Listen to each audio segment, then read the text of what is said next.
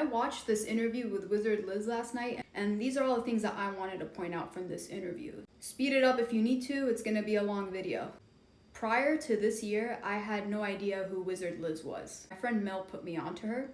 I would watch highlights, like small clips of her on my FYP, but I've never seen any of her videos on YouTube. And then also my friend pretty much broke down all the drama stuff that happened with Landon, I guess her baby daddy. And she filled me in on everything that happened and then was caught up on who Liz is and what her brand is about and all of that.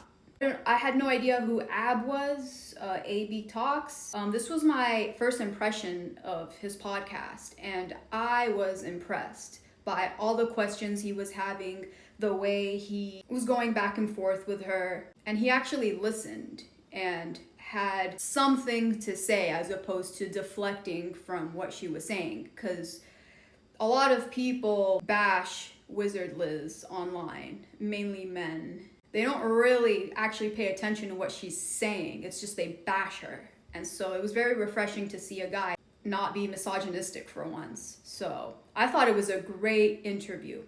Now, the interview itself made me cry. Her upbringing was just traumatic.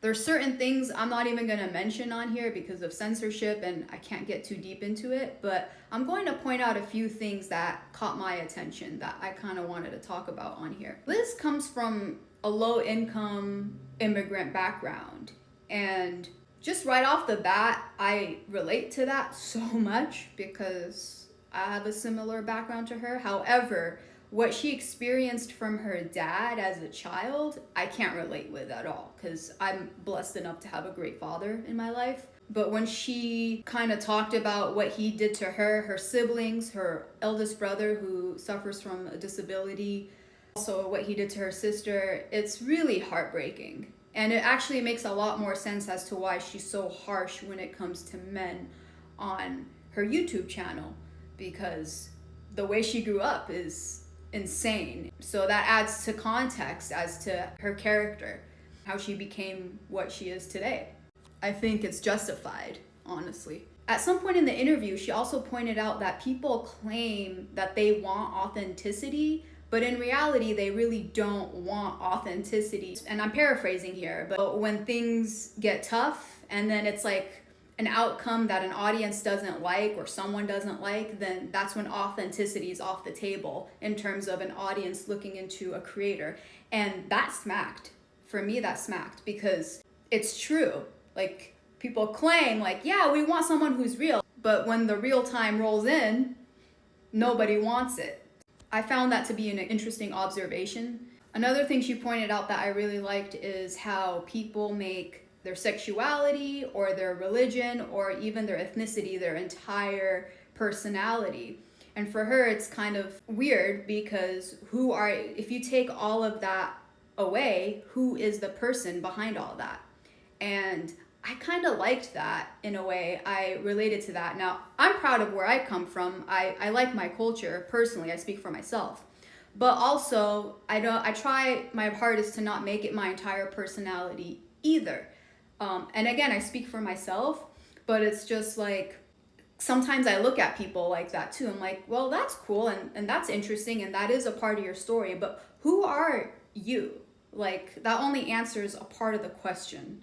And that kind of comes into, I don't know, my realm of judging people sometimes when I come across new people. Because the people that are in my life, like, and a lot of them are proud of their culture and where they come from. I grew up in an immigrant community and they take pride in where they come from. But they also have a lot to offer in terms of their personality, their character, and all the experiences that come with that and how they were shaped as people. And I always kind of valued that when I connected that to our connection as friends.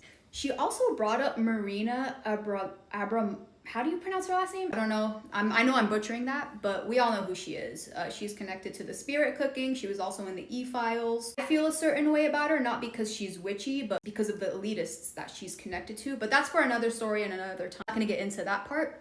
But I will say this, she pointed out something really interesting and very real when it comes to the hidden matriarchy, okay? And it does exist.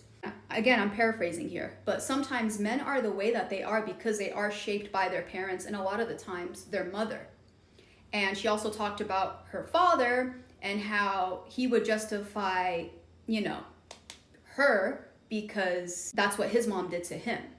And that would be kind of like the hidden matriarchy within the household. That was just an example she pointed out. But when she was talking about Marina specifically, she mentioned her, her infamous art experiment, kind of what put her on the map in the first place. When she was first coming up, she pretty much just had all these objects placed for an audience, just a crowd of men and women, and basically told them, as the experiment, you can do whatever you want to me. And women came up to her, men came up to her, they were painting on her, they, did all kinds of stuff to her. And so she pointed out after the fact, after the experiment took place, like, yeah, the men were bad, but also the women were just as bad because she saw women whispering in men's ears, telling them to do certain things. So I really appreciate the way Wizard Liz thinks in terms of how she views society. It's not black and white. Actually, both genders do have their flaws, and sometimes it is the woman's fault. There is toxicity within the female community, especially when, and I see it all the time, women put women down all the time. I'm running out of time here, so I might do a part 2, but, her brand is known for giving, from what I've gathered, mainly women advice. And this was all based on her kind of experience as, growing up and where she came from. And so a lot of people kind of look at that and go, oh, well, she is known for bashing men. But when you take Liz and you break that archetype apart, she's a lot more complex than she even presents herself on her YouTube channel and what she's kind of known for. So again, I found this interview really fascinating. I have other thoughts on it. And this is, again, coming from someone who's not really familiar with her brand like that, aside from seeing like clips on and edits on TikTok.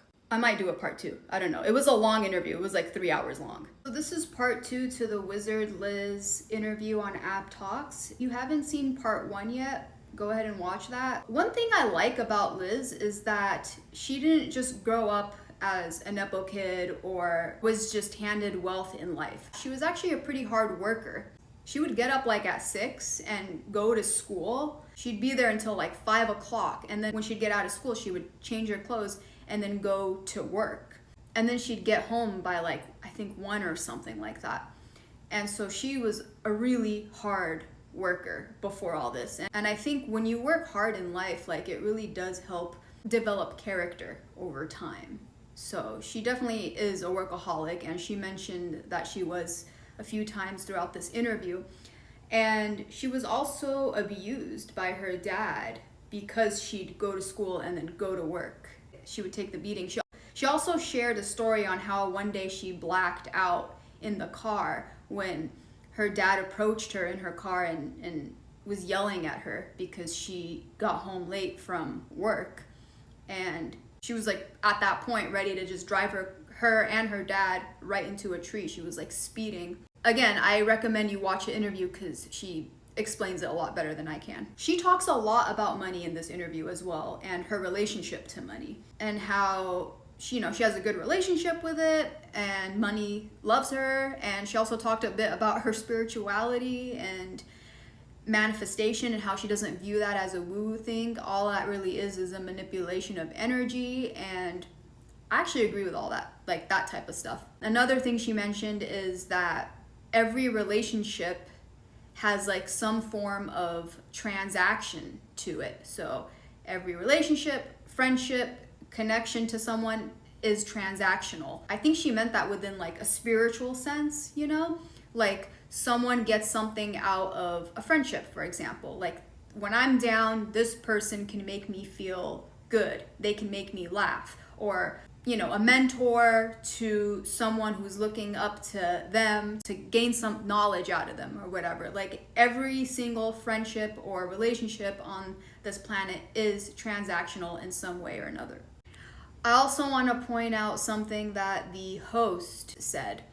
And he was telling Liz that he has another show that is separate from the podcast that they were on, and it's basically him interviewing people who are kind of lesser known, but they have like stories to tell.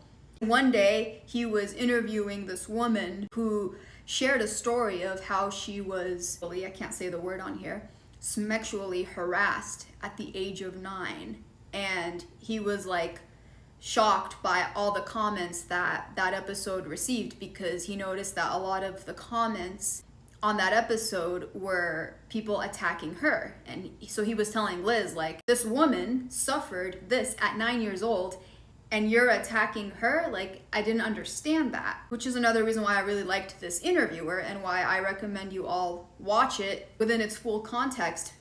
Even if it's 3 hours long, it's a great interview. It's one of the best interviews I've seen in a while. Again, he doesn't deflect. He kind of just allows Liz to share her truth, and he also builds upon that as well. So I thought that was really interesting, especially coming from a man who, again, isn't misogynistic for once and can actually empathize with those, especially, women who suffered abuse in their life. Because I don't know why it's a trend now to go after women who have suffered. I think guys like this can help women within this space of surviving. Life is full of horror stories, and I really appreciated him as an interviewer. And yeah, again, watch it. It is long, but I think you'll get a lot out of it. You will cry. It's really dark, this episode, so I can't say much on here because the app won't let me.